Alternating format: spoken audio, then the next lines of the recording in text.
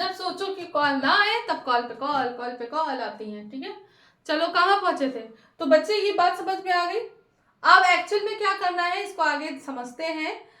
अब यहाँ पर क्या है, हम लोग देखते हैं कि होता क्या क्या है और क्या क्या हो सकता है। यानी कि मैग्नेटिक फ्लक्स जो है, हमारा फ्लक्स जो है वो तीन चीजों पे निर्भर करता है, बी पे, ए पे और थीटा पे। कैसे? सुनो, एक्चुअल में फैराडे जो थे हमारे, माइकल फैराडे, हमने बताया ना, उनका एक्सपेरिमेंट बताएंगे उन्होंने क्या क्या किया, उन्होंने क्या क्या ऑब्जर्व किया। उन्होंने ऑब्जर्व ये किया, उनका जो एक्सपेरिमेंट था जिससे कि क्या इलेक्ट्रोमैग्नेटिक इंडक्शन की नॉलेज उन्हें मिली, तो एक्चुअल में क्या हुआ था, उन्होंने क्या किया, कैसे मालूम किया कि भाई अगर तुम मैग्नेटिक फील्ड को चेंज करोगे तो करंट डेवलप हो जाएगी। उन्होंने एक कॉइल ली, उन्होंने क्या किया एक सर्कुलर कॉइल ली, ठीक, उसमें लगा दिया बच्चा गैल्वेनोमीटर, जी से रिप्रेजेंट कर दिया, इसका मतलब है इसमें गैल्वेनोमीटर लगा हुआ, ठीक है ना। इसमें यह डायरेक्शन भी मैं दिखा दूंगी। अब इसमें क्या किया, एक मैग्नेट जो था वो उसको इंसर्ट किया, ठीक है, ऐसे हाथ हाथ बना देते हैं, मेरी आर्ट अच्छी तो थी लेकिन अभी नहीं अच्छी है। इसको क्या किया, इंसर्ट किया, अंदर की तरफ डाला, ठीक है। ये कैसा मूव कर रहा है, इनवर्ट, अंदर की तरफ कर रहा है, ठीक।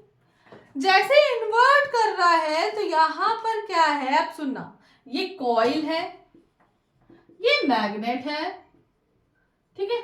अब तुम देखोगी यहां पर जो करंट प्रोड्यूस हुई है वो एक्चुअल में दिस डायरेक्शन में जा रही है और गैल्वेनोमीटर इस डायरेक्शन में मूव करेगा भैया, ठीक है ना।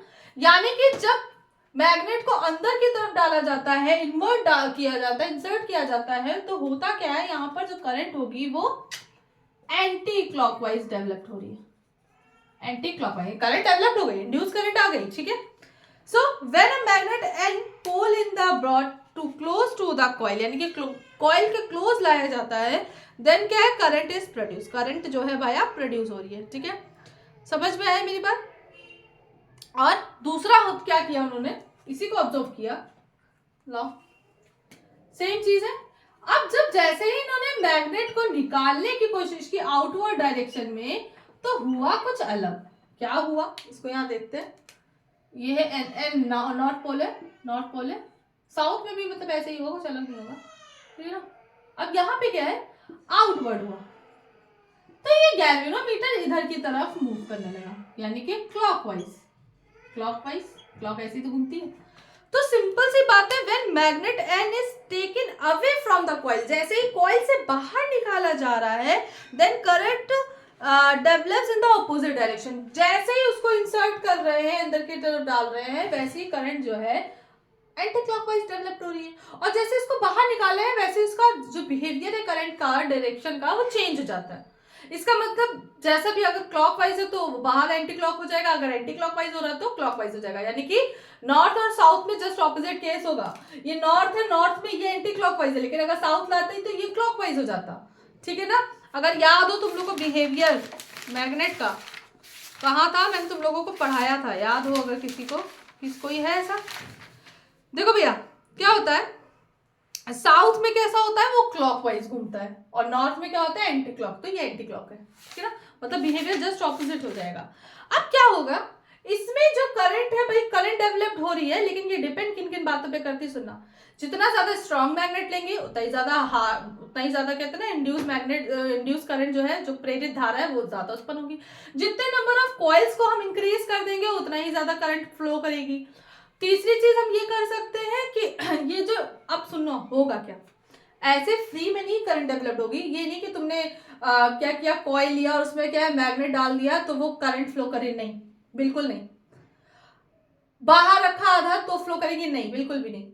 एक्चुअल में तुम्हें उसकी मैग्नेटिक फील्ड बार बार चेंज करनी पड़ेगी। बार बार चेंज करने का मतलब क्या है कि उसको बार बार मूवमेंट कराना पड़ेगा, तभी करंट प्रोड्यूस होगी, क्योंकि change in magnetic field produce EMF. क्या होता है इलेक्ट्रोमैग्नेटिक इलेक्ट्रोमोटिव फोर्स, क्या होता है, एक फोर्स डेवलप हो जाती है जिसकी वजह से क्या है, एक धारा उत्पन्न होती है जिसको इंड्यूस करंट या फिर हम लोग प्रेरित धारा बोलते हैं। कैसे, तो यानी कि जैसे ही मैग्नेटिक फील्ड चेंज होगी तभी डेवलप होगा। उन्होंने क्या ऑब्जर्व किया था, सुनना, इसको यहाँ पे रब कर दूं मैं। देखो भाई, उन्होंने ये किया कि भैया एक मैग्नेटिक फील्ड थी, मैग्नेटिक फील्ड डेवलप की एक यूनिफॉर्म, ठीक है।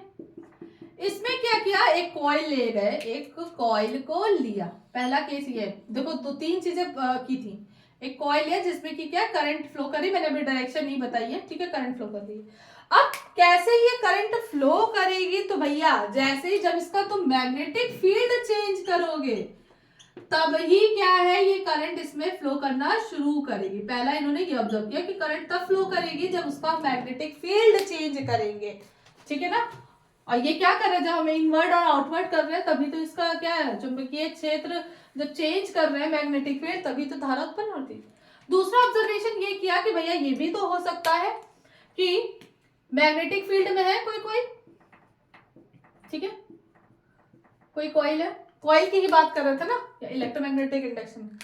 उस कॉइल की हमने अगर रेडियस चेंज की, रेडियस चेंज करेंगे, अगर रेडियस चेंज यानी कि एरिया, एरिया बोल रहे ना सीधे, एरिया चेंज करेंगे तब यहाँ पर क्या है, यहाँ पर जब हम एरिया चेंज करेंगे तब करंट डेवलप्ड होगी, यानी कि मैग्नेटिक फील्ड चेंज किया तब करंट फ्लो करेगी, करंट डेवलप्ड होगी, जब हम उसका एरिया चेंज करेंगे तब करंट फ्लो करेगी। And the third one is क्या होगा, मे बी जो कॉइल है जो मैग्नेटिक फील्ड में रखी हुई है, अब इसमें क्या है, ये करंट कॉइल जो है इसका अगर हमने ओमेगा यानी कि एंगल अगर चेंज कर दिया थीटा, तो भी भैया ये इंड्यूस मैग्नेटिक फील्ड को सॉरी इंड्यूस करंट को डेवलप करेगा। यानी कि हमारा ईएमएफ, ईएमएफ क्या होता है, इलेक्ट्रोमोटिव फोर्स होता है। इसमें क्या है, ये जब चेंजिंग आती है तो एक फोर्स जनरेट हो जाती है, ठीक है, उसी के वजह से क्या है, धारा बनती है। तो यहाँ पे जो करंट है, करंट समझ लो, अभी ईएमएफ छोड़ दो, अभी ये तीन बातों पे निर्भर करती है। पहला चेंज इन मैग्नेटिक फील्ड, दूसरा क्या है उसका एरिया चेंज होगा, तीसरा अगर उसका एंगल चेंज। इन तीनों में से कोई एक भी फैक्टर अगर चेंज होगा तो हाँ भैया धारा डेवलप्ड होगी, प्रेरित धारा होगी, ठीक है ना। तो अब चलो यहाँ पे देखते हैं क्या होगा, यहाँ तक समझ में आ गया। तो बस इसी बात पे खुश होकर क्या हुआ भैया, फैराडे ने दो लॉ लिख दिए, यानी कि फैराडे ने क्या किया, इलेक्ट्रोमैग्नेटिक इंडक्शन के बारे में बताया और दो लॉ लिखे, यानी कि जो उन्होंने चीजें बताई उसको हम कहते हैं कि Faraday's law of electromagnetic induction, ठीक है। तो इलेक्ट्रोमैग्नेटिक इंडक्शन के लिए फैराडे ने दो लॉ लिखे। अब क्या क्या लिखे थे, तो इसी के ही बारे में हम लोग यहाँ पर बात करेंगे, ठीक है।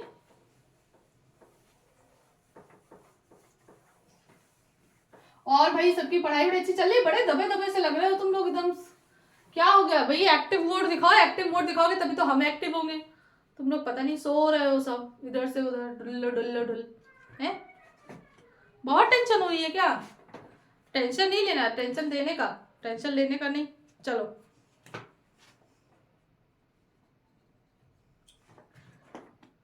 अरे तुम लोग को तो बहुत ही सही है। तुम लोग को पता है when I was in 10th class, हम नवंबर से स्कूल ही नहीं गए थे क्योंकि मेरी तबीयत इतनी ज्यादा खराब थी, मुझे जॉइंटिस था, मैंने कुछ नहीं पढ़ा था, बिना पढ़े पेपर देने गया।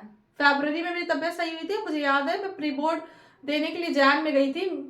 मेरे फिजिक्स के जो टीचर थे तोमर सर, उन्होंने मुझे डांट दिया, इंग्लिश का देने गई थी, कह रहे तुझे मरना है क्या, स्कूल लाने की जरूरत नहीं है। इतनी ज्यादा तो मेरी आंखें एकदम पीली पीली, जॉइंटिस हो गए थे एकदम पतले दुबले से। और फिर सर ने कहा कोई बात नहीं हम बात कर लेंगे, नहीं आओगी सीधे बोर्ड देने आना। प्री बोर्ड नहीं दिया मैंने। तो ऐसे टीचर भी होते हैं, मतलब जितना सपोर्ट करते हैं सही में। अगर मैं वहां गई होती, क्योंकि जॉइंटिस में आपको भी मालूम है ज्यादा बहुत ज्यादा रेस्ट करना होता है, क्योंकि स्टमक में इन्फेक्शन प्रॉब्लम आ जाती है ना, तो बहुत सारी दिक्कतें होती हैं। फिर क्या, फिर मैंने ऐसे ही बिना, बहुत कम पढ़ा था, पेपर देने गए थे, हिम्मत ही नहीं होती थी, इतनी वीकनेस, पेपर देने गए थे, दिया था।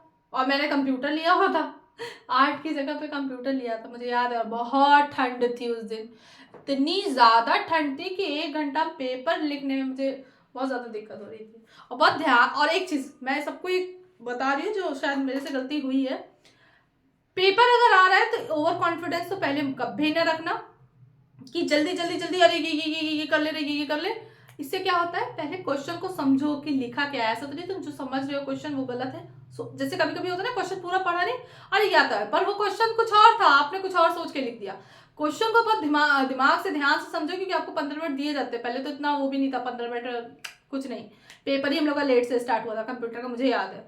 और ऐसे टीचर मिले थे बोर्ड में, इतना बातें कर रहे थे कि हम लोग कॉन्सेंट्रेट ही नहीं कर पाते। बहुत ही कम बच्चे थे उस समय, 3-4 सेंटर थे, लेकिन सिर्फ मेरे स्कूल का सेंटर था जिसमें कंप्यूटर के 15 बच्चे थे बस, खाली पूरा स्कूल खाली। और मेरा सेंटर भी बहुत दूर गया था, बहुत दूर। ठंड में, अब तो ठंड भी नहीं पड़ती। तो ये सारी चीजें थी। अच्छा अब क्या तो ये याद रखना है कि पेपर आप जो भी लिख रहे हो बच्चा, ये चीज अभी मेरे दिमाग में है तो तुम लोग को बता दे रहे हैं, बहुत ध्यान से पढ़ना। दूसरी चीज, जल्दी जल्दी में कभी कभी ये होता है क्वेश्चन छूट जाते हैं। नहीं, अगर आपको लग रहा है कि क्वेश्चन कोई छूटने वाला है तो बेशक क्वेश्चन का जो आंसर लिख रहे हो उस वक्त उनको छोटा कर दो, लेकिन क्वेश्चन कोई मत छोड़ना, ठीक है ना। कोशिश ये करना, आपको आता है तो बिल्कुल अटेम्प्ट करना। ये हो कर सकता है कि क्वेश्चन के आंसर तुम छोटे कर करके सारे क्वेश्चन अटेम्प्ट कर दो, वो बहुत जरूरी है, लेकिन करना है। You have to complete your all question answer, ठीक है ना। सबके आंसर्स तुम्हें देने हैं। मुझे समझ में आया मेरा गला कैसे बैठ गया। मैंने कुछ ठंडा तो खाया नहीं। चलो अब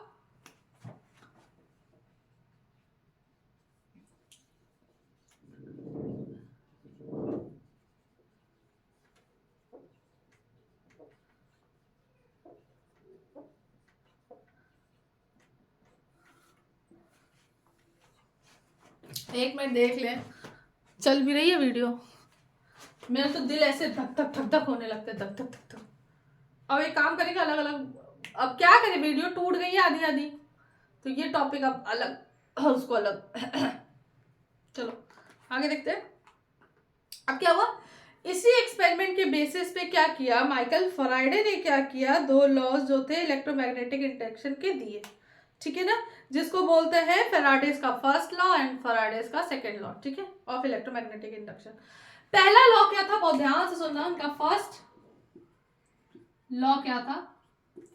इन्होंने क्या बोला, इसको लिखते जाओ समझते जाओ। इन्होंने ये बोला, when there is a change in a magnetic field, भाई magnetic field related to the circuit, किसी भी सर्किट में अगर हम मैग्नेटिक फील्ड को चेंज करें, वही आगे पीछे इनसाइड आउट कर रहे थे, then an electromotive force is developed in the circuit। क्या होता है जब हम किसी भी सर्किट में या किसी भी कॉइल में मैग्नेटिक फील्ड को हम अगर चेंज करते हैं बार बार, तो क्या होगा, उस समय उस सर्किट में एक फोर्स आ जाता है जिसको हम लोग बोलते हैं इलेक्ट्रोमोटिव फोर्स। क्या बोलते हैं, इलेक्ट्रोमोटिव फोर्स। अब इसको शॉर्ट फॉर्म में क्या बोलते हैं, ईएमएफ। यही तो मेन चीज है, ठीक है ना। हिंदी में क्या बोलते हैं, विद्युत वाहक बल। यस, विद्युत वाहक बल, ठीक है ना। हिंदी में क्या बोलते हैं, विद्युत वाहक बल, यानी कि ईएमएफ ही बोलोगे चलेगा, दौड़ेगा, ठीक है, ईएमएफ ही बोलते हैं, इंग्लिश मीडियम हिंदी मीडियम जो भी हो। तो क्या भैया, अब क्या एक फोर्स डेवलप हो जाती है जिसको हम लोग बोलते हैं ईएमएफ। क्या बोलते हैं, ईएमएफ। ईएमएफ इलेक्ट्रोमोटिव फोर्स, ठीक है।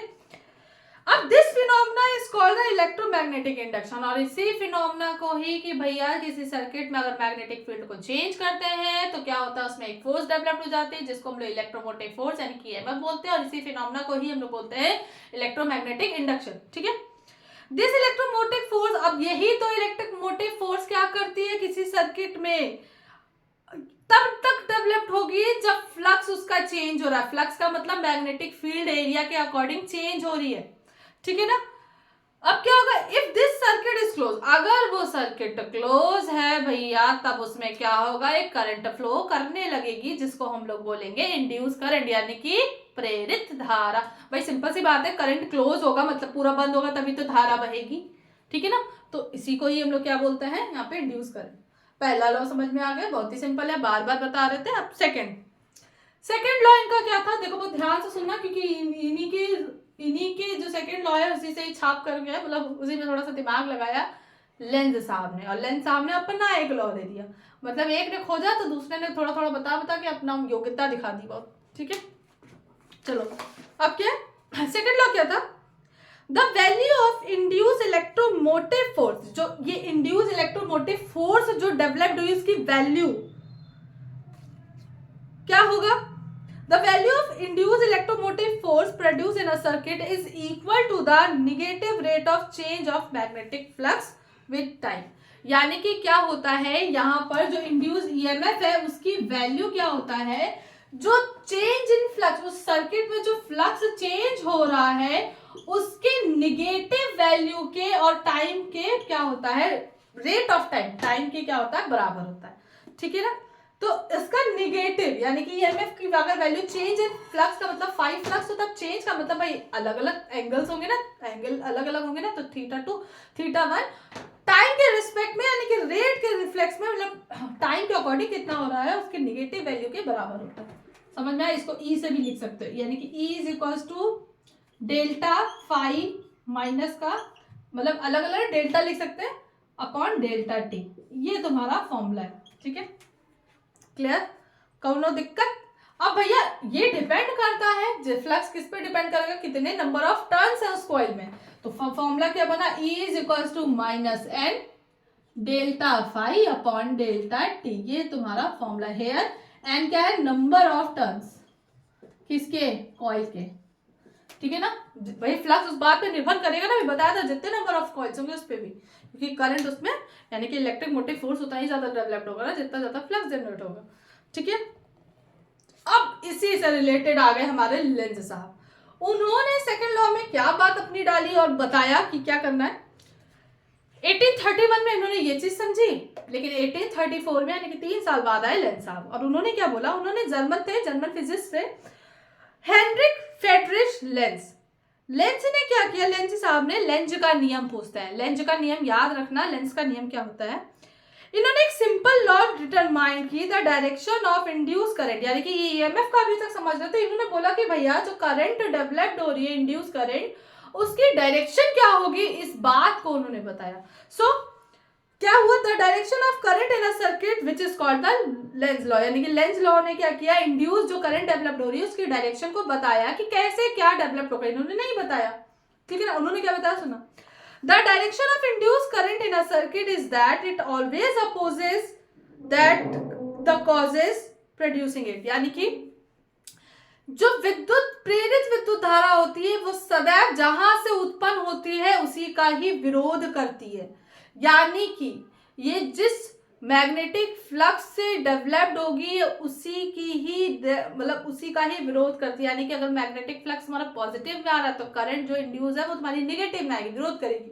अगर तुम्हारा फ्लक्स निगेटिव है तो इसका मतलब जो इंड्यूस करंट होगी वो पॉजिटिव नेचर, क्योंकि जस्ट ऑपोजिट नेचर, जैसा डेवलप्ड हुआ है उसको डस लिया उसने सांप की तरह। मतलब अब यही समझो, क्या ही बताए, मतलब जहां से हुए पैदा हो उसी को ही क्या किया, उसी के जस्ट ऑपोजिट में ही काम कर रहे हैं। ठीक है ना। अब if induce current is producing due to the growth in fundamental flux, अब क्या होगा, जैसे कि इंड्यूस करंट जो डेवलप्ड हुई वो बहुत ज्यादा क्या है, फंडामेंटल फ्लक्स जो है उसकी ग्रोथ से हुई है, तो क्या होगा, मैग्नेटिक प्रोड्यूस उसने किया, और जो डायरेक्शन ऑफ अब क्या है, if induced current is produced due to the lack of fundamental flux, then magnetic flux produces by in the same direction of the, अब देखो भैया क्या है, अगर बहुत ज्यादा हाई ग्रोथ में मैग्नेटिक फ्लक्स में हो रहा तो जो करंट डेवलप्ड होगी वो उसकी ऑपोजिट डायरेक्शन में होगी। अगर बहुत ही कम लैक ऑफ मैग्नेटिक फ्लक्स की वजह से वहां पे डेवलप्ड हो रही है करंट तो उसके सेम डायरेक्शन में होगी। ठीक है ना। तो अब यहाँ पे क्या है, the magnetic flux of a coil increasing induce EMF tries to reduce the magnetic flux. अगर क्या होगा, magnetic flux of the coil अगर इंक्रीज होगा, ठीक है, तो इंड्यूस जो तुम्हारा फ्लक्स है वो क्या हो जाएगा, उसको रिड्यूस करने की कोशिश करता है, यानी कि ईएमएफ जस्ट उसके ऑपोजिट वर्क करेगा। फाई जितना ज्यादा होगा ईएमएफ उतना कम होगा, जितना फाई कम होगा ईएमएफ उतना ही ज्यादा होता है। ठीक है, तो फैराडेज लॉ ने क्या कहा था सुनना, अब इन्होंने क्या कहा वो भी सुनना। इन्होंने यही बोला कि क्या होगा, इसका नेचर इस बात पे निर्भर करेगा, मतलब फॉर्मूला तुम्हारा यही निकला, यही सब बताओगे, कोई दिक्कत नहीं। बस इन्होंने यही बोला, hence from this is clear the more electromotive force E की वैल्यू जितनी ज्यादा होगी, ठीक है, value of n should be high, जितना ज्यादा ई होगा उतना ही ज्यादा एन होगा। ठीक है ना।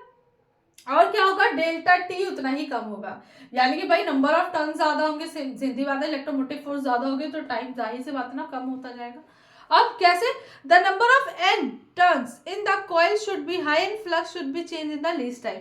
जितना ज्यादा नंबर ऑफ एन बढ़ते जाएंगे जाहिर सी बात है फ्लक्स जो चेंज हो रहा है टाइम के रिस्पेक्ट में कम होगा, बिल्कुल होगा।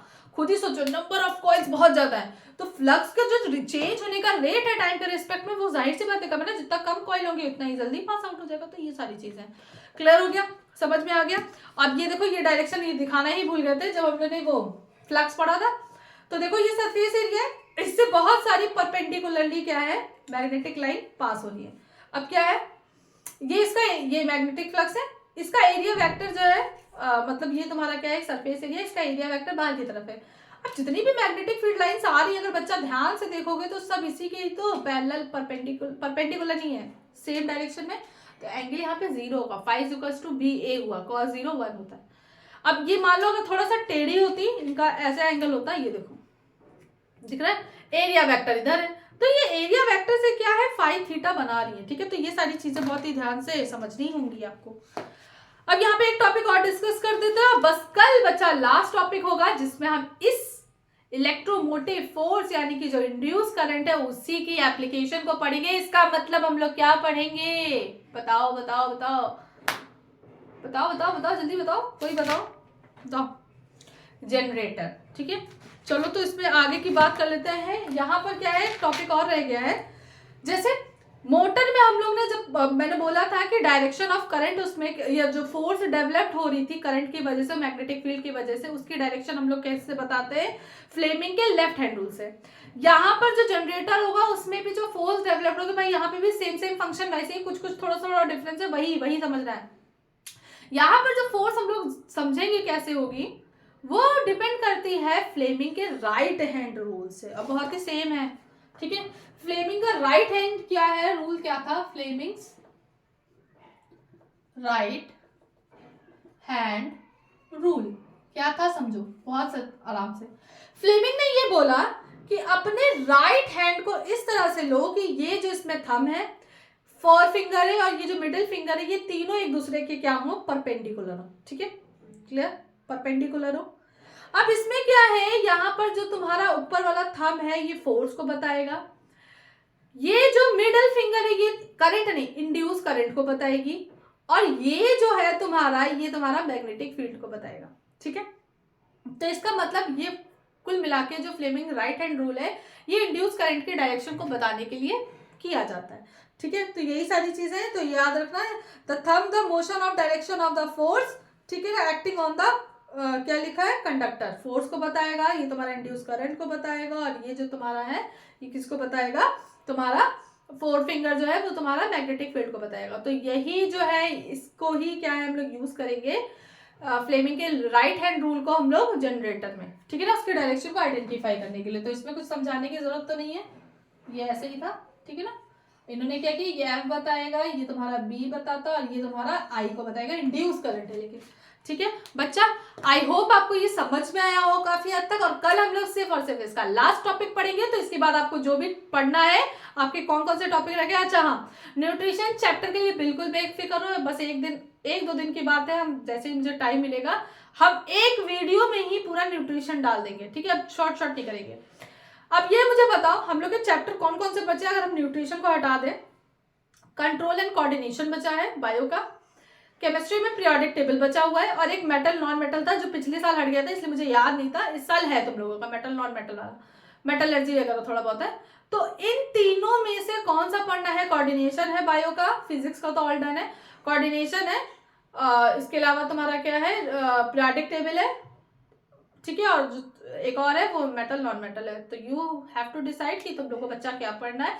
सो आई होप आपको ये वीडियो बहुत अच्छी लगी, और नेक्स्ट जो वीडियो होगी उसमें हम लोग पढ़ेंगे जनरेटर के बारे में। So good night, see you, bye bye.